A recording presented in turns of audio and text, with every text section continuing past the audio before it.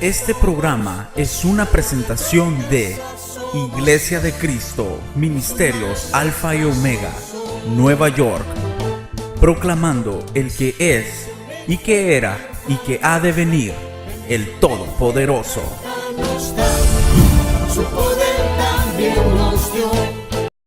Hemos llegado al capítulo número 13 de este libro, de este evangelio escrito por Juan, cuyo propósito es poder demostrar que Jesús es Dios y que al creer en Él, dice, tengamos vida en su nombre. Quisiera que leyéramos del versículo 1 al versículo 11. Ahora, antes de leer, déjeme recordarle que desde el capítulo 1 hasta el capítulo 12 es el ministerio de Jesús a toda la región de Israel, lo que se conoce como el territorio de Israel. Está hablando de 3 años y medio de estar ministrando a multitudes, haciendo milagros desde el norte al sur, por lo ancho de esa región. Pero en el Evangelio de Juan, del capítulo 12 en adelante, se relata básicamente la última semana del ministerio de Jesús. Cuando usted va a ver desde el capítulo 11 hasta el capítulo 17, si no me equivoco, va a ver usted una ministración o un tiempo de Jesús a los discípulos en una intimidad necesaria. Porque de ahí en adelante del capítulo 18 comienza entonces ya lo que se conoce como la pasión del Señor, cuando es entregado, es golpeado hasta que llega a la crucifixión y luego la gloriosa resurrección.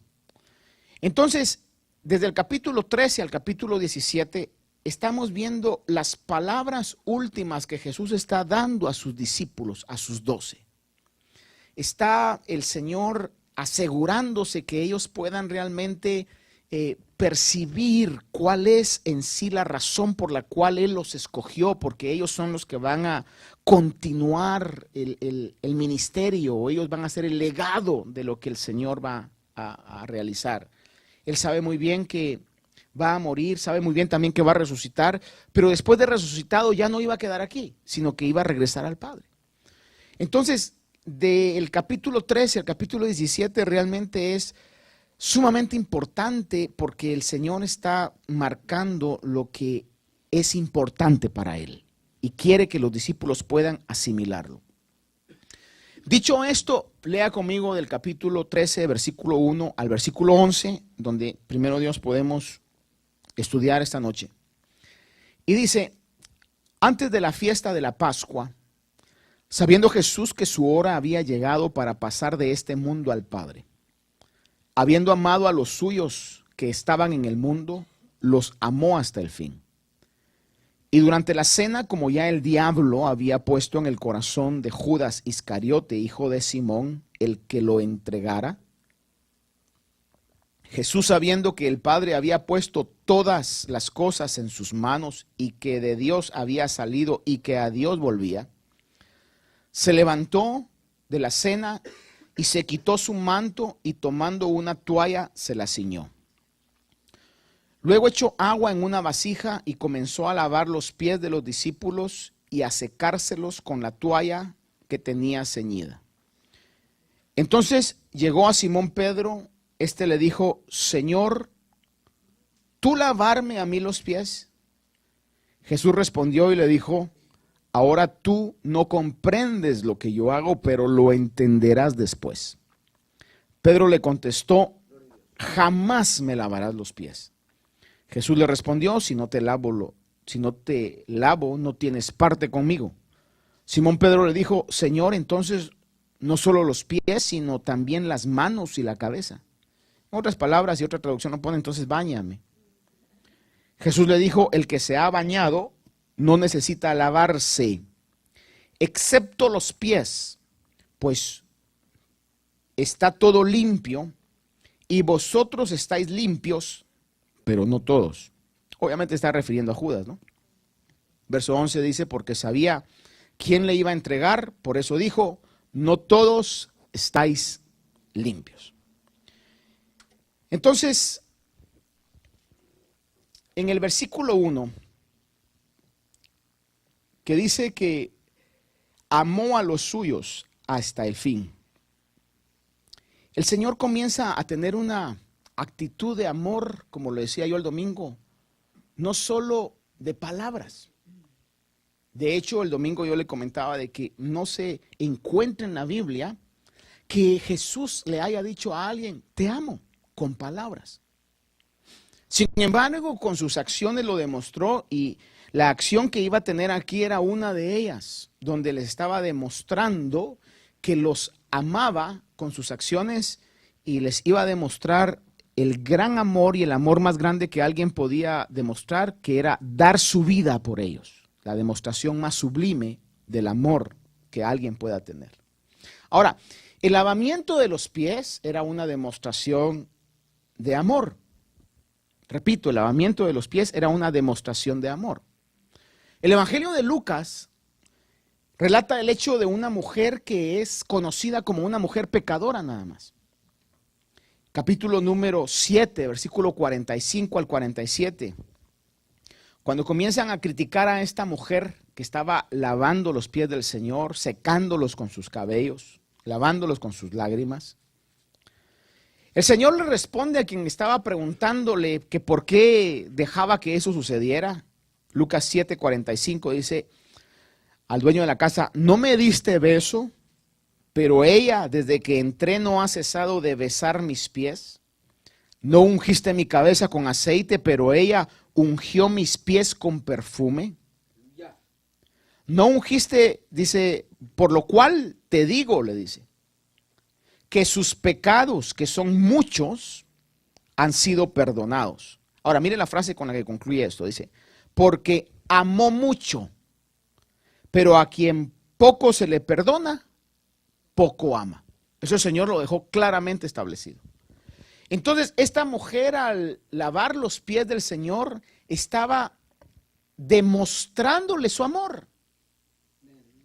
En otras palabras, si esta mujer al lavar los pies de Jesús le estaba diciendo con acciones, Jesús te amo, le pregunto yo a usted, cuando Jesús le estaba lavando los pies a los discípulos, ¿qué le estaría diciendo? Los amo.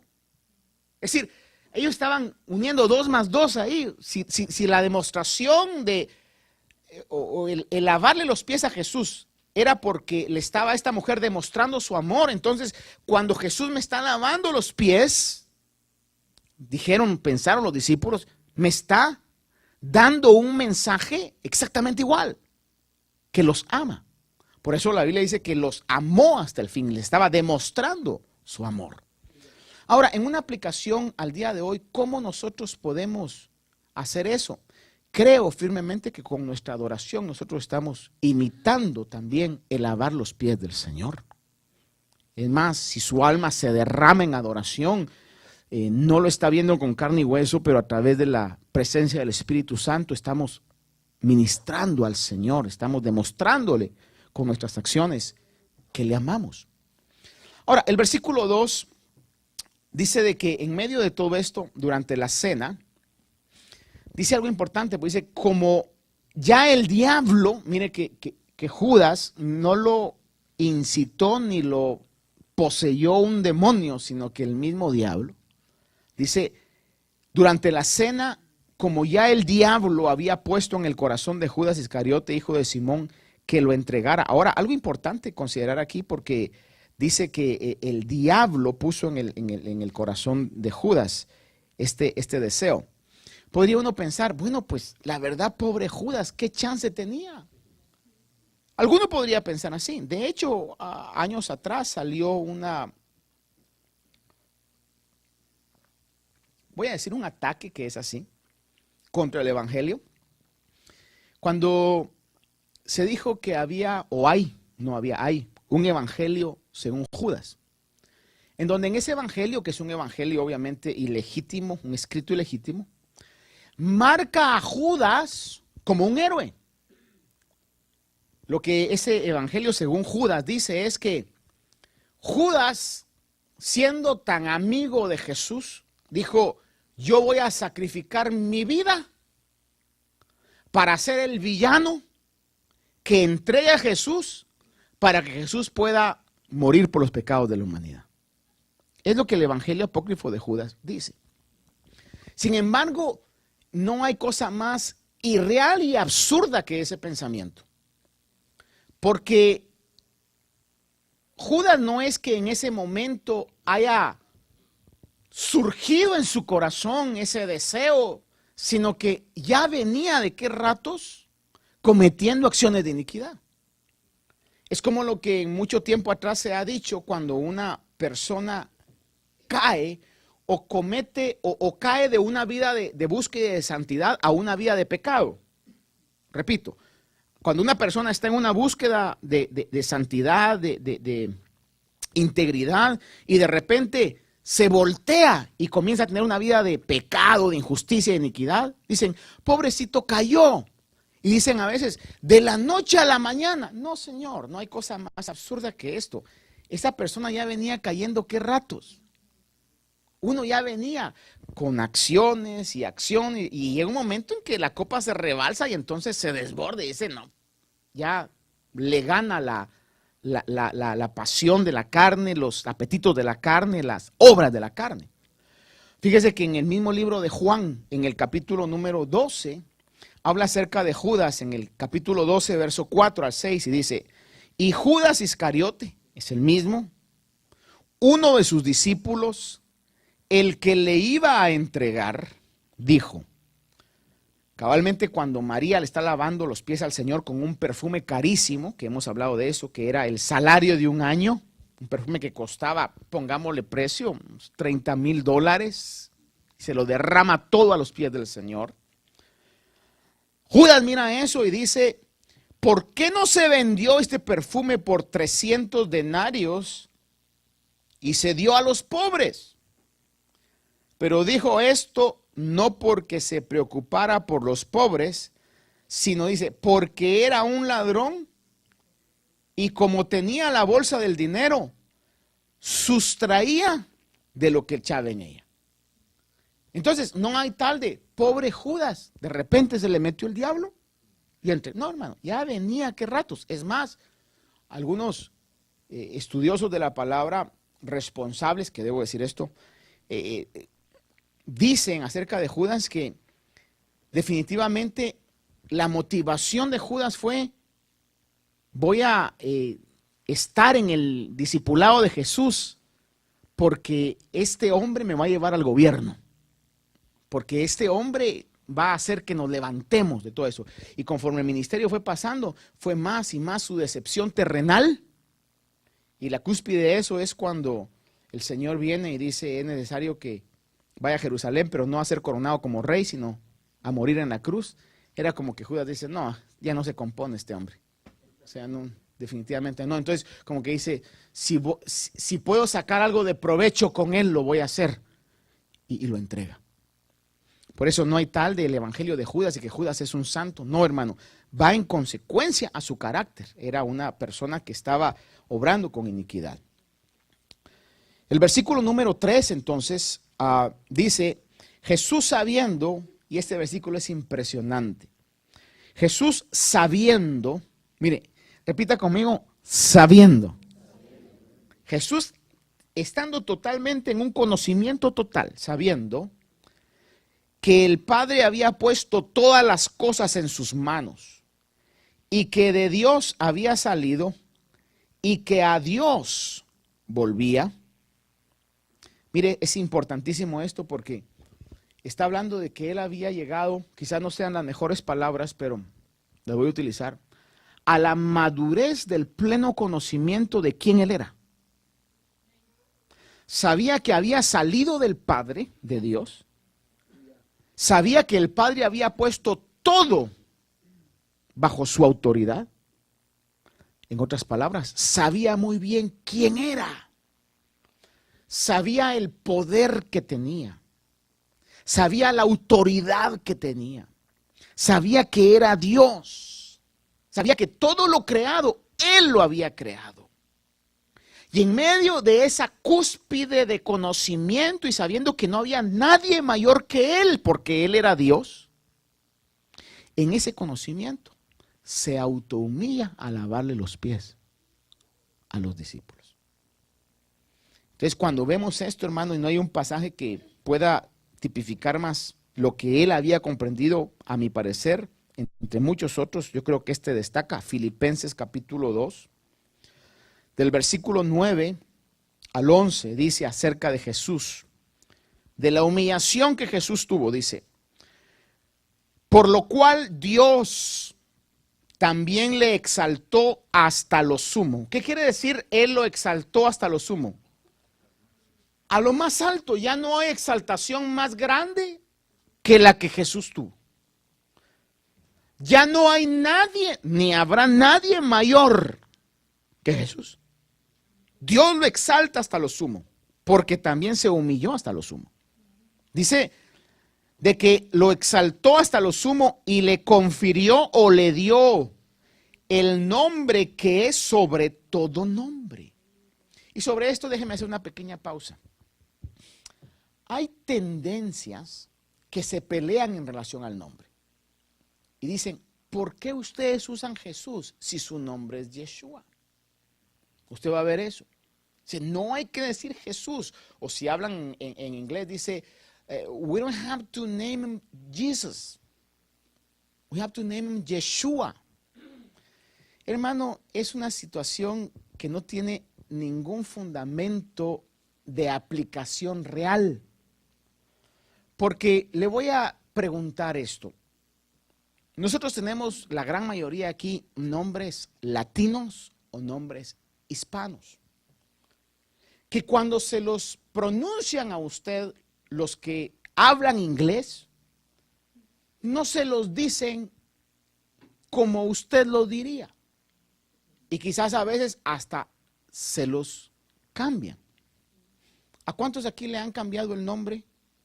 Los hermano Edwin dice, ¿cómo le dicen a usted? En el trabajo hay dos jefes que me dicen Eddie. Eddie, mire, porque quizás se les hace muy difícil decir Edwin y le pusieron Eddie. Ahora, yo le pregunto, Edwin Flores y Eddie, ¿qué no es la misma persona? Es exactamente la misma persona. Entonces, es el punto por el cual, cuando se traduce el nombre del hebreo a el español, se traduce como Jesús. Cuando se traduce al inglés, como la pronunciación distinta nada más, Jesus. Y fuera en cualquier lenguaje que se traduce, está dirigiéndose a la misma persona. Ahora, en el nombre de Jesús, que menciona la persona, o está identificando a la persona, esa persona que se humilló hasta lo sumo y se le dio ese nombre que en toda lengua y en todo país donde se hable cualquier otro idioma, hermano, los demonios saben muy bien cuál es ese nombre. Dice que se le confirió un nombre que es sobre todo nombre, para que al nombre de Jesús se doble toda rodilla, dice, de los que están en el cielo y en la tierra y debajo de la tierra. Y solo ahí nos ponen que pensar. Entonces hay creación en el cielo, estamos nosotros que estamos habitando en la tierra, pero también dice que hay criaturas de diferente tipo. Mi punto de vista, por lo que la Biblia habla, el libro de Judas nos da un poco de aclaración sobre eso, es criaturas angelicales, criaturas espirituales, que están habitando en lo que se conoce, para aquellos que les gusta lo misticismo, en el ultramundo. Hermano, que están habitando en las profundidades de la tierra, dice que todo nombre, que toda criatura va a doblar sus rodillas, los que están en los cielos, en la tierra y aún debajo de la tierra. Entonces, no había lugar, no había nombre más grande que el nombre de Jesús. Es lo que dice el libro de Filipenses, de que se doblará y que toda lengua confiese que Jesucristo es el Señor para gloria de Dios Padre. ¿Qué quiere decir Jesucristo? Jesús el ungido. porque Cristo quiere decir ungido. En otras palabras, the one and only, el único, el rey de reyes y el señor de señores, para que al nombre de Jesús se doble toda rodilla. Sabiendo Jesús lo que era,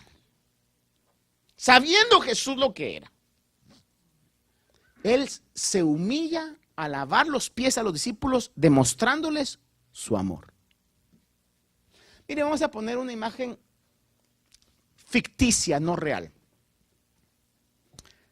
Haga de cuenta que usted es el heredero de la fortuna más grande que hoy pudiera haber en el mundo.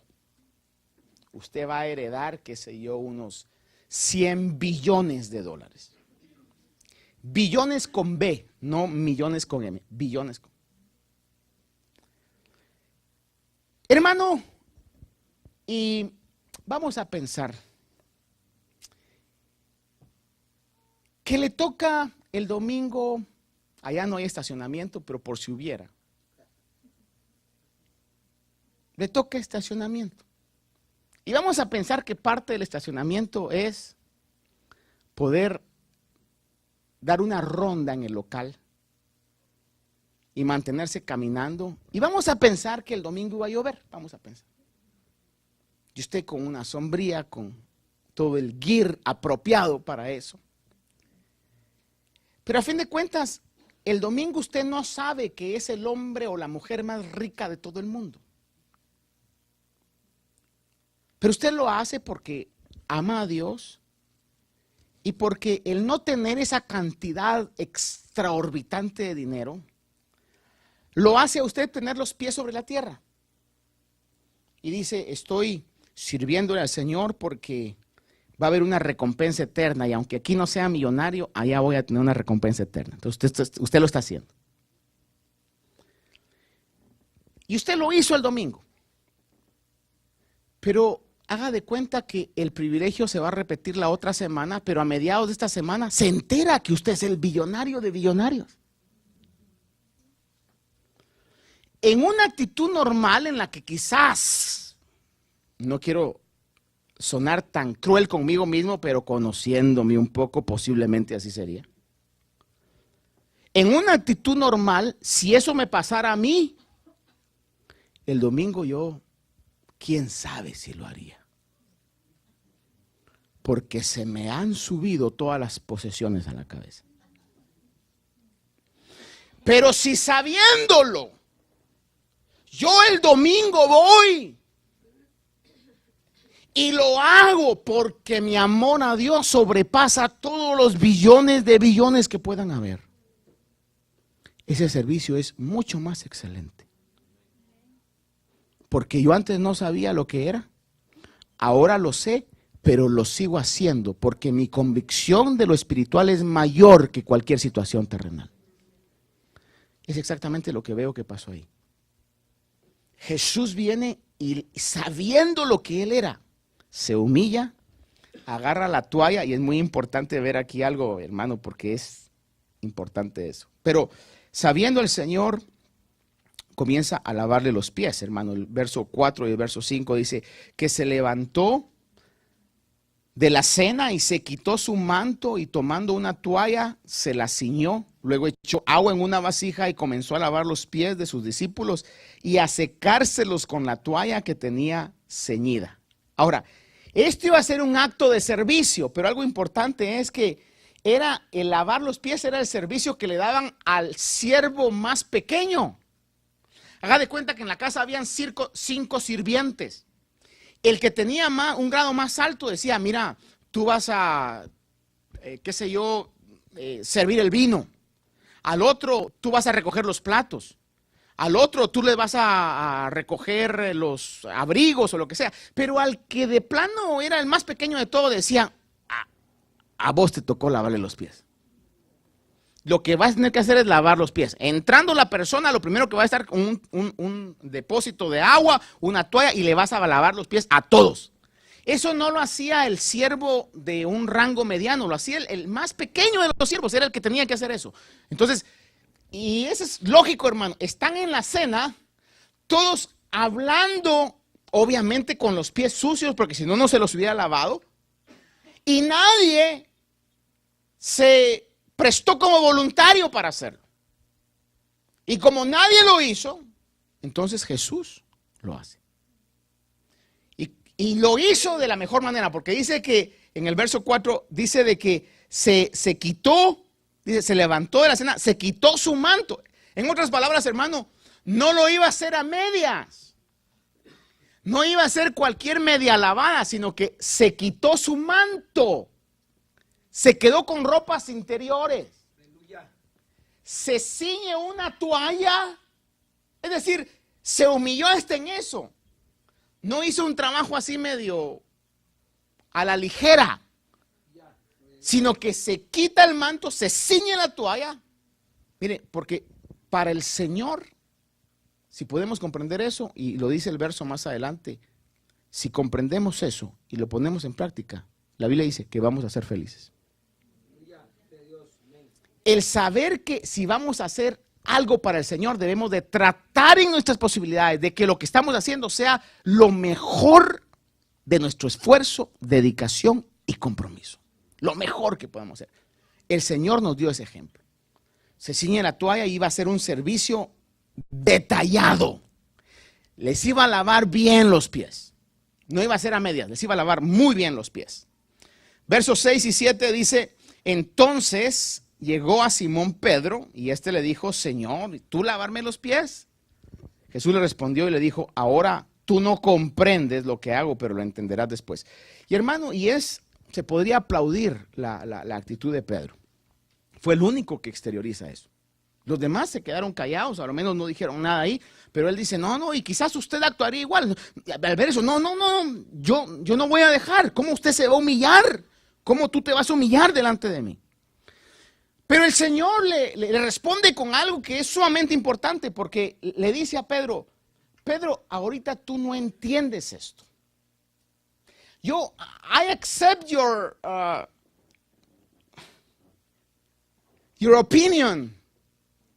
I accept your concern.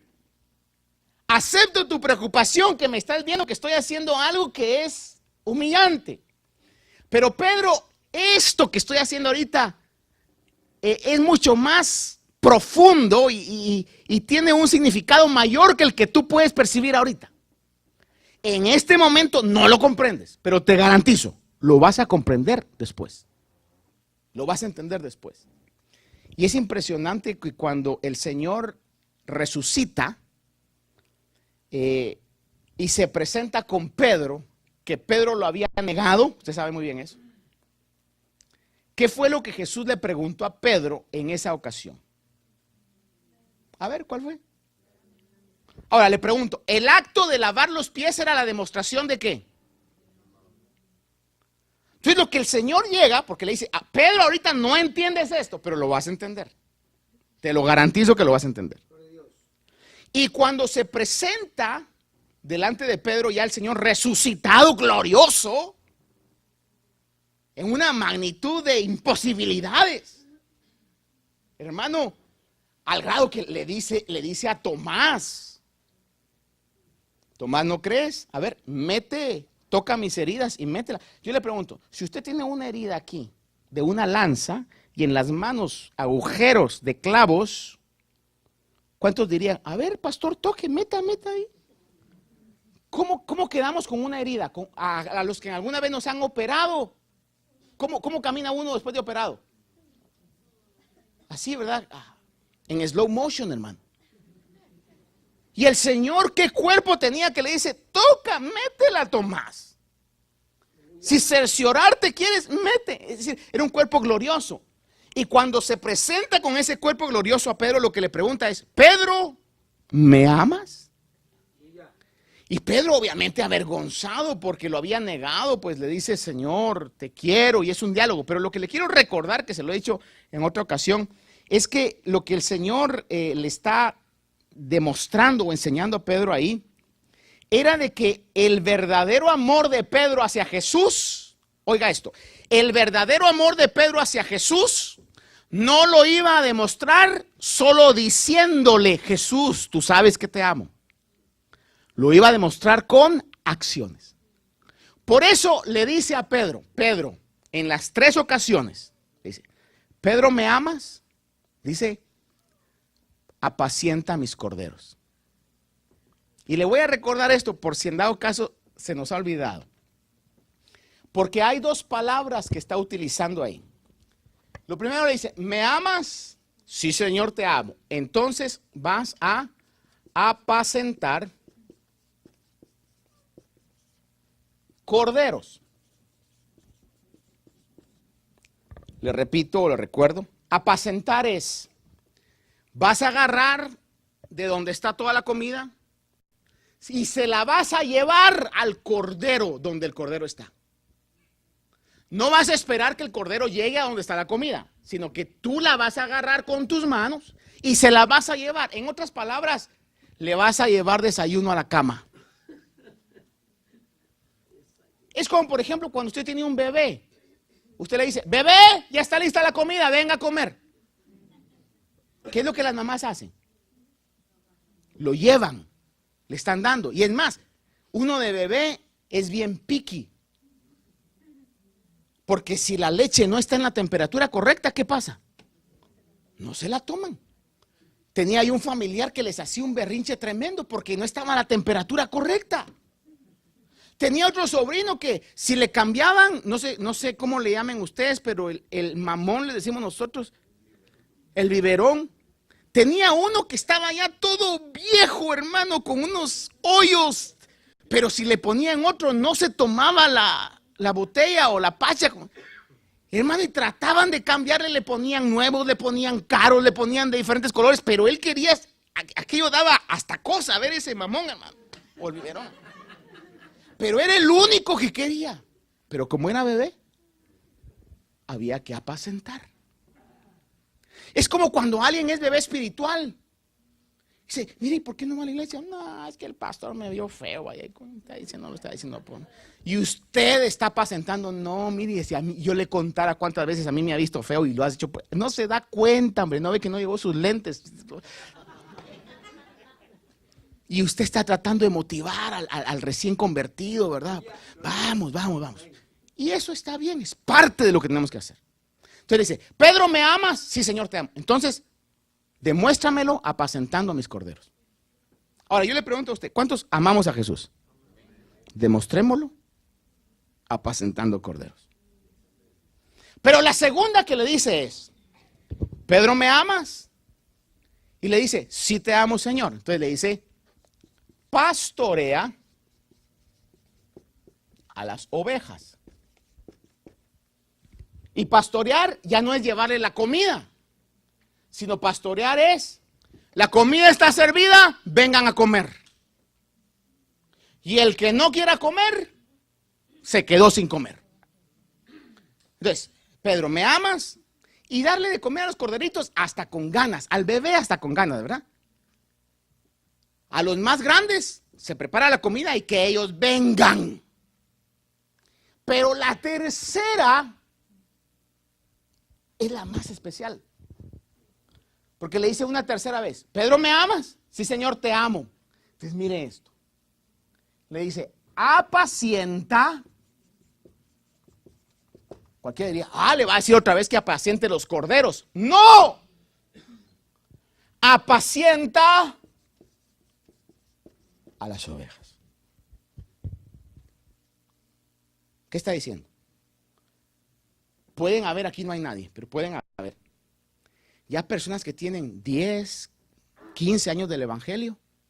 Y hermano, ¿y qué le pasó? Es que fíjese que el hermano me vio mal.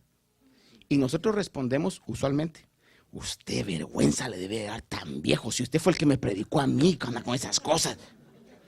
Porque automáticamente estamos deduciendo, este ya debería de comer solo, hombre. Y entonces lo que hacemos es, obviamente, descargando toda la artillería que tenemos nosotros contra la otra persona. Pero si realmente amamos a Dios, hermano, hombre, y quizá usted dentro de usted diciendo, este fue el que me predicó a mí y anda con esas niñadas todavía. Pero Señor, no por amor a él, pero por amor a ti, lo voy a apacentar, Señor. Hermano, oremos, hermano. No, mire, ¿cómo va? Y hasta le puede responder, ¿y cómo va a orar usted por mí si yo era el que oraba por usted? Pues permítame ese privilegio, hermano. Quizás algo le va a ayudar mi oración. Yo sé que yo no soy nada comparado con usted, pero a lo menos permítame echarle un empujoncito. Mire, eso requiere dedicación. ¿Cuántos amamos al Señor? Entonces, ¿cómo reaccionemos con esta clase de ovejas? Va a ser una gran diferencia. Porque las palabras se las lleva el viento. ¿Sí me explico? Por eso es importantísimo. Por eso le dice el Señor.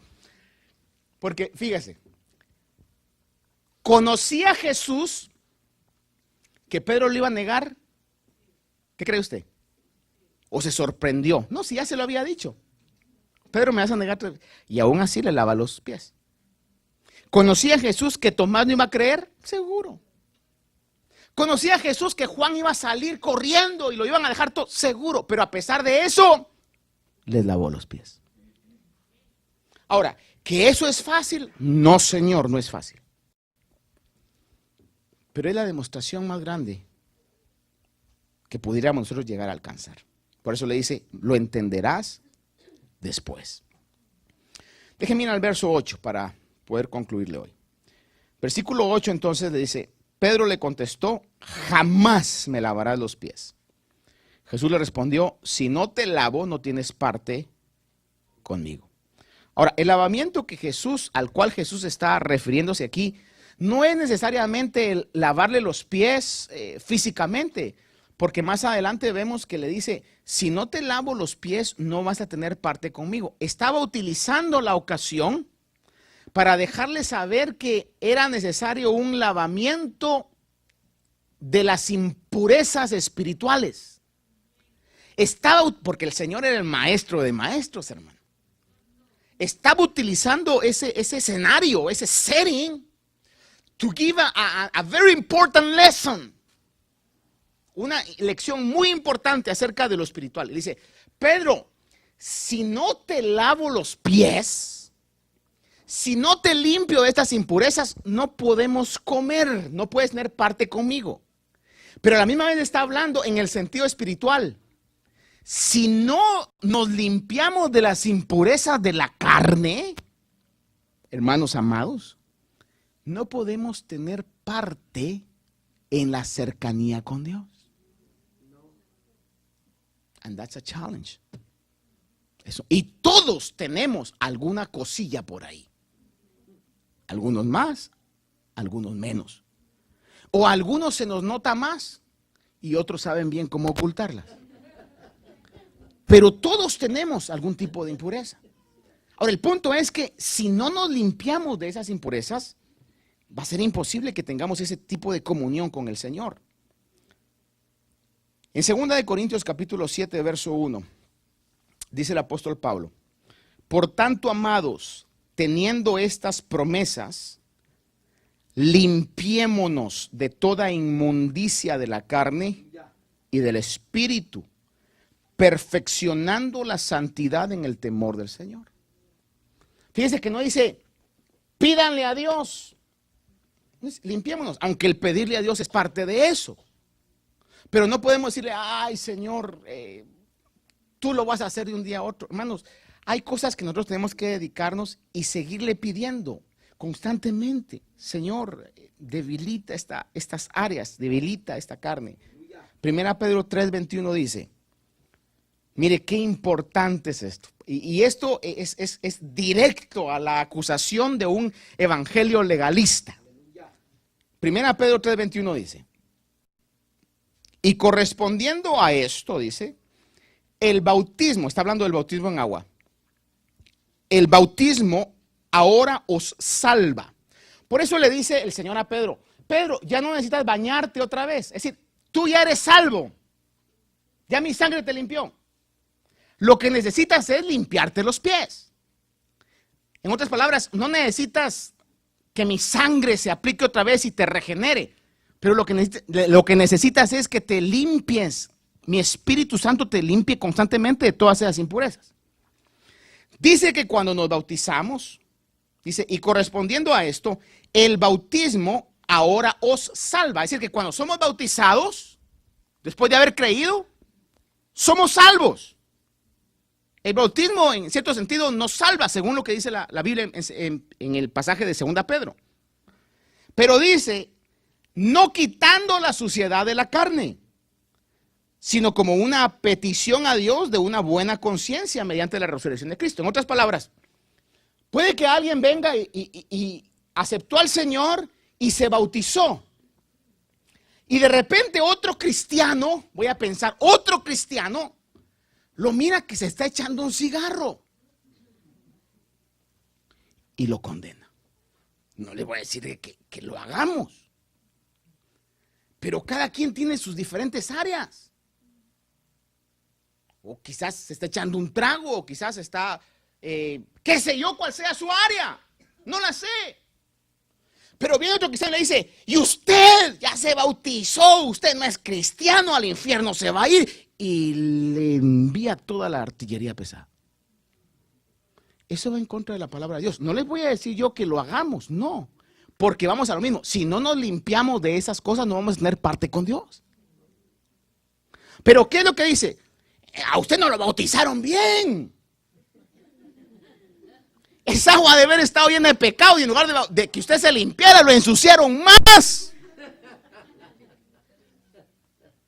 Hermano, cuando creemos de corazón porque algo pasa en nosotros y nos bautizamos porque queremos bautizarnos, no diga usted, ahora que me bauticé, Señor, entonces puros ángeles alrededor mío, aureolas y arpa. No, Señor. Todavía van a haber luchas. Dice que no quita la suciedad de la carne. ¿Dice o no lo dice la Biblia? Entonces el evangelio legalista le va a decir, ahora que usted ya se bautizó, cuidadito con un mal pensamiento. ¿Cuándo? Cuidadito se le sale una mala palabra. Cuidado, falta un culto. Hermano, y entonces en lugar de caminar en lo que la palabra de Dios dice, lo que hacemos es condenar a la gente. Lo que sí es cierto, bíblicamente hablando, es que si no nos limpiamos de esas cosas, no vamos a tener parte con Dios. Pero yo lo debo hacer en la fuerza del Espíritu diariamente. Señor, yo no puedo, Señor, pero sí creo que tú puedes, Señor. Yo creo que tú lo puedes hacer. Y constantemente vengo delante de ti y le puedo garantizar por la autoridad de la palabra de Dios y aún por la misma experiencia cristiana, que comienza uno a ver los cambios que solamente Dios puede hacer. Al que fumaba, de repente va a decir, hoy me voy a echar otro cigarro, y cuando lo agarra le da náusea, siente, qué sé yo, que está ridículo. Me comentaba alguien, con esto termino, que su área era el baile. No podía dejar de bailar.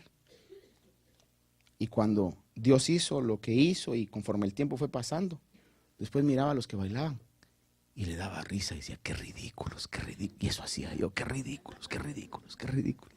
Entonces Dios obra de diferente manera, hermano.